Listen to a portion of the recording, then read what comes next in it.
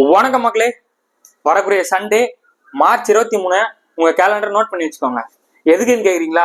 நம்ம சேனல் சார்பா மாபெரும் டெஸ்ட் வந்து கனெக்ட் பண்ண போறோம். மேக்ஸ் டாபிக்ல இருந்து என்ன டாபிக் பாத்தீங்கன்னா LCM HCF.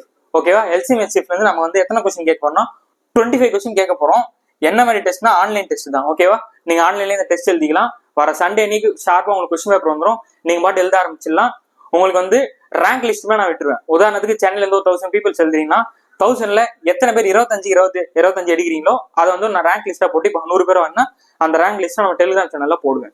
ஓகேவா? இதனால என்ன சரி யூஸ் இருக்கு அப்படின்னு கேக்குறீங்களா? இது வந்து ஒரு காம்படிட்டிவ் எக்ஸாம். நீங்க TNPC, SSC, RRB எந்த ஸ்டூடெண்ட் பேக்ரவுண்டா வேணா இருங்க, எல்லாருமே வந்து அப்ளை பண்றாங்களா?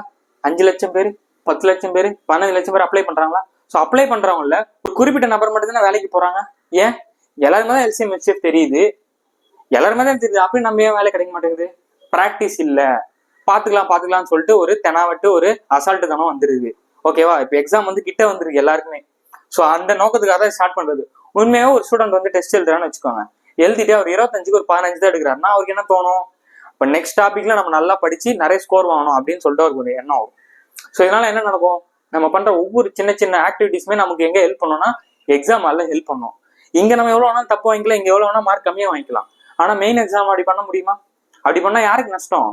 ப்ரிப்பேர் பண்ண நமக்கு தான் நஷ்டம். ஓகே, அதே மாதிரி நமக்கும் ஒரு காம்படிட்டிவ் எக்ஸாம்ல ஒரு 1000 பேர் டெஸ்ட் எழுதுறாங்கன்னா நம்ம 1000 பேர்ல நம்ம எத்தனாவது இடத்துல இருக்குன்ற நமக்கு தெரிய வேணாமா? புரியுதா? 1000 பேர் டெஸ்ட் எழுதுறாங்கன்னா 1000 பேர்ல நம்ம எத்தனாவது ஆளா இருக்கும்? அப்ப இதுல நம்ம ஓரளவுக்கு மேல வந்துருக்கோம்னா அப்ப இன்னும் நம்ம அந்த இடத்த தக்க வச்சுட்டு மேல வந்துகிட்டே இருக்கணும்னு தோணும். புரியுதா?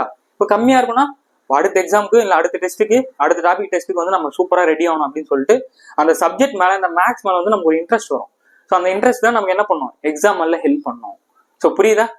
உங்களுக்கு அந்த டெஸ்ட்டுக்கான லிங்க் வந்து நான் வந்து டெலிகிராம் சேனல்லே கொடுத்துருவேன். நம்ம official Telegram channel restart group நான் அதிலே கொடுத்துருவேன். ஸ்டோரியிலுமே வந்து நான் பயோல வந்து லிங்க் கொடுத்துருவேன். ஓகேவா? இந்த டெஸ்ட்டுக்கான வீடியோ எக்ஸ்பிளனேஷன் நான் வந்து உங்களுக்கு யூடியூப்ல கொடுத்துருவேன். ஓகேவா? நீங்க அந்த டெஸ்ட் பார்த்து எதெல்லாம் தப்பு பண்ணிருக்கீங்கன்னு சொல்லிட்டு அதை பார்த்துக்கலாம். ஓகேவா? இனிமே உங்களுக்கு வாரம் சண்டே வந்து டெஸ்ட் இருக்கும். டைமிங் மட்டும் நான் வந்து இன்ஸ்டாகிராம் ஸ்டோரியில போல் கண்டக்ட் பண்ணிட்டு என்ன டைம் மார்னிங் ஈவினிங்னு சொல்லிட்டு நான் செட் பண்ணிட்டு அதை உங்களுக்கு அப்டேட் பண்ணிடுறேன். அது மாதிரி நீங்க என்கிட்ட தான் படிக்கணும், என் வீடியோ தான் பார்க்கணும்லாம் அவசியம் கிடையாது. நீங்க யார் வேணாலும் எந்த இன்ஸ்டியூட்ல வேணாலும் எங்க வேணாலும் நீங்க படிங்க. ஆனா அந்த டெஸ்ட் வந்து அட்டன் பண்ணுங்க. உங்களுக்கு ஒரிஜினல் எக்ஸாம்ல நீங்க எந்த மாதிரி கொஸ்டின் எக்ஸ்பெக்ட் பண்ணீங்களோ அந்த தரத்திலேயே கொஸ்டின்ஸ் இருக்கும். ஒவ்வொரு கொஸ்டினுமே தரமா இருக்கும். ஒரிஜினல் எக்ஸாம் எழுதுற உங்களுக்கு எக்ஸ்பீரியன்ஸ் வந்து கிடைக்கும். லைவ் எக்ஸாம் எழுதுற எக்ஸ்பீரியன்ஸ் கண்டிப்பா உங்களுக்கு கிடைக்கும். ஸோ மறக்காம இந்த டெஸ்ட் வந்து அட்டன் பண்ணிருங்க. March 23 Sunday. ஓகேவா? ஸோ சண்டே நீ டெஸ்ட் எழுந்து உங்களை வந்து மீட் பண்றேன். ஸோ அடுத்த ஒரு பயனுள்ள வீடியோ சந்திப்போம். பாய்.